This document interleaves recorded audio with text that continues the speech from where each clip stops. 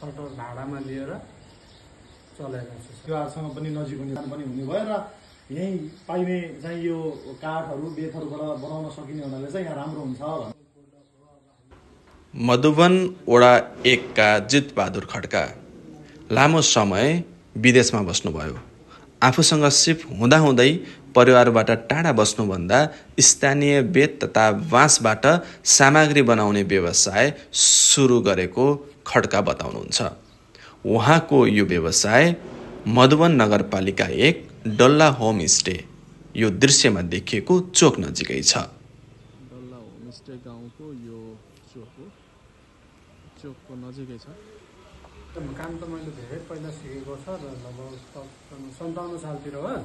हजुर, बिचमा 2-4 वर्ष गऱ्यो अनि अब आर्थिक समस्याले गर्दा वैदेशिक रोजगारतिर गइयो। 8-10 वर्ष उता बस्यो। त्यसपछि अब यसो बुझ्दै बुझ्दै जाँदाखेरि खल्लो लाग्यो। यस्तो मसँग यस्तो सिप छ, आफूसँग साधन स्रोतहरू कच्चा पदार्थ यहीँ पाउँछ। त्योभन्दा अरूको काम गर्नुभन्दा बरु अब उता त हुन्थ्यो।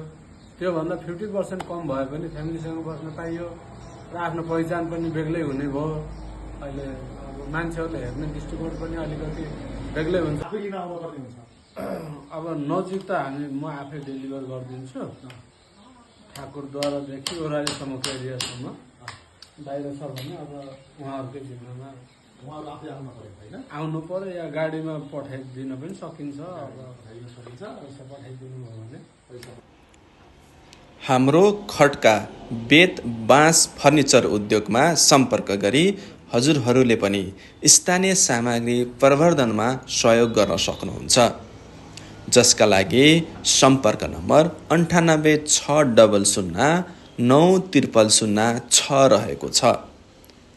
उद्यमशीलतालाई प्रोत्साहन गरौँ, स्थानीय उत्पादन प्रयोग गरौँ। उसको ठेगाना मधुवन नगरपालिका 1 डल्ला होमस्टे गाउँ पर्छ सर। तपाईँको मोबाइल नम्बर 9860090006।